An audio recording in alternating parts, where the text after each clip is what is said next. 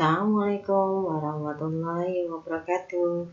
Jumpa lagi dengan Bu Dewi Asmarani dalam mata kuliah statistik. Nah, sekarang kita akan melakukan uji asumsi dasar. Nah, uji asumsi dasar ini meliputi uji normalitas, kemudian uji homogenitas.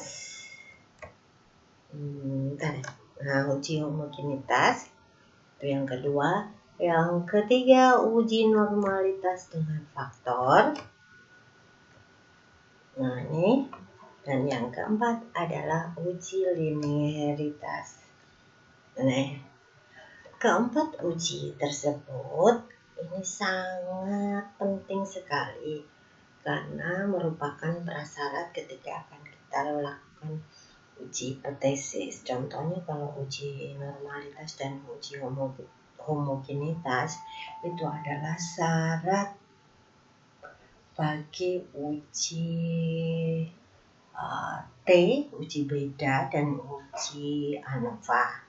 Nah, kalau kemudian ada uji normalitas kofaktor, itu juga sama untuk ANOVA, syarat untuk uji ANOVA. Kemudian uji linearitas, nah ini syarat bagi uji regresi nanti ya.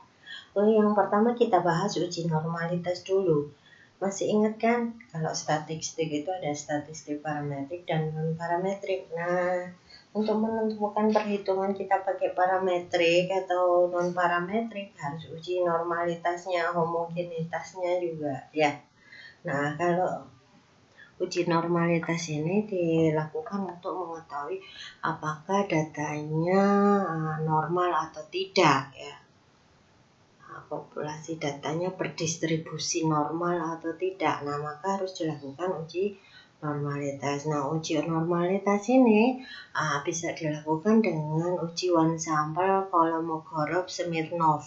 Nah, dengan taraf signifikasinya 0,05. Nah, data dinyatakan berdistribusi normal jika signifikasinya lebih dari 55% ya, atau 0,05 ya. Ini contoh kasusnya ini.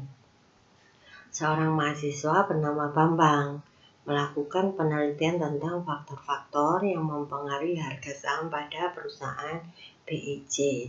Nah, ini tabulasi datanya. Di sini harga saham, ini ada PER, ada ROI. Maksudnya ini adalah keuangan di PER dan keuangan di ROI. Jadi bisa jadi judul dari penelitiannya Bambang ini adalah pengaruh harga saham terhadap keuangan PER dan keuangan ROI. Ini dua perusahaan. Jadi di PER dan di perusahaan BIJ, di PER dan di ROI. Pengaruh harga saham terhadap keuangan PER dan keuangan ROI. Nah, ini datanya normal atau tidak. Nah, ini tabulasi datanya harus seperti ini. Kalau di pendidikan kemarin Bu Dewi memberikan contoh pengaruh metode problem solving terhadap hasil belajar. Nah, itu bisa juga itu juga harus dicari distribusinya normal apa enggak. Nah, harga saham nanti bisa diganti dengan metode problem solvingnya, tes metode problem solvingnya ya. Oke, kita lanjut ya. Apakah data ini berdistribusi normal? Nah, ini tugas kalian untuk melihatnya karena Bu Dewi sudah memberikan langkah-langkah bagaimana menganalisis datanya dengan menggunakan SPSS. Kalian tinggal praktekkan, yang jelas nanti hasilnya harus di screenshot ya. Ini hasilnya cocok enggak? Nah, ini pakai Kolmogorov-Smirnov, dan bisa juga kita pakai Shapiro-Wilk, lupa deh. Jadi pakai Kolmogorov-Smirnov, yang ini pakai Shapiro-Wilk, itu juga bisa. Nah, nanti kalau signifikasinya lebih dari 0,05 maka data tersebut dinyatakan berdistribusi normal. Gitu ya? Oke, udah tunggu actionnya. Nah, kemudian kita lanjutkan dengan, mohon maaf, lanjut dengan tadi normalitas ya. Sekarang homogenitas. Nah, uji homogenitas. Nah, homogen ini untuk melihat apakah varian populasinya sama atau tidak. Kalau sama, kita lanjut dengan statistik parametrik. Nah, kalau tidak sama ya kita pakai non parametrik. Nah, ini kita lihat dulu tadi ya, pakai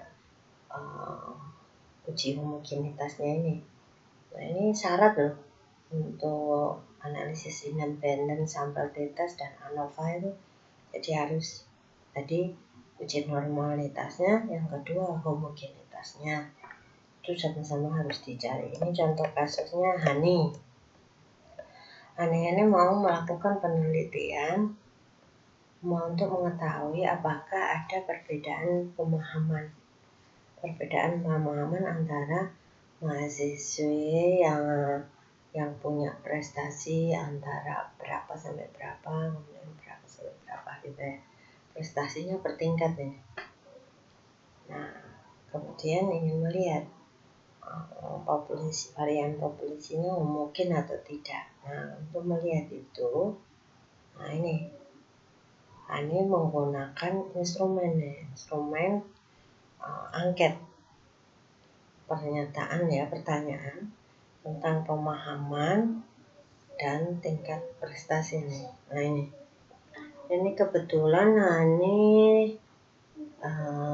menggunakan kuesioner disebar pada 20 responden. Nah, itu kuesionernya tentang pemahaman dan tingkat prestasi. Nah, pakai skala Likert ini. Pertanyaannya favorable dan unfavorable, mengungkap dan tidak mengungkap. Nah, ini kemudian karena pakai skala Likert, nah ini di ranking, di grade. 1 sangat tidak setuju, 2 tidak setuju, 3 setuju, 4 setuju. Kemudian yang unfavorable ini kebalikannya. Kalau 1 sangat setuju, sampai 4 sangat tidak setuju. Untuk variabel prestasi, dia ini menggrade-nya seperti ini. Kalau 1 itu IPK kurang dari 2,5. Kalau 2 itu 2,51. Kemudian kalau 3 itu dari 3,31 sampai ini ya. Tabulasi datanya begini. Jadi nanti harus di-set segini di variabel view-nya.